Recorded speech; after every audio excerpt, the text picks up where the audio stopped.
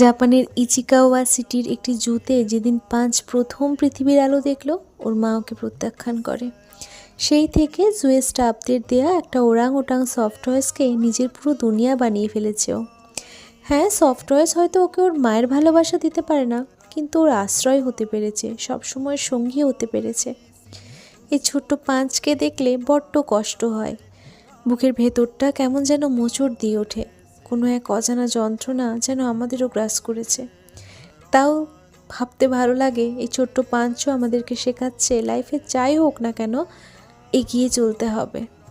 আচ্ছা, পাঁচকে দেখে আমাদের এত কষ্ট হয়, কখনো ভেবে দেখেছো? প্রতিদিন নিউজে আমরা দেখি কত ছোট সদ্যোজাত বাচ্চাকে তার বাড়ির লোক, বাবা মা রাস্তায় গাছের তলায় ফেলে দিয়ে যায়। আচ্ছা, তাদের কষ্ট হয় না? কি করে পারে গো? আমার তো এই ছোট্ট পাঁচকে দেখে কি ভীষণ কষ্ট হচ্ছে।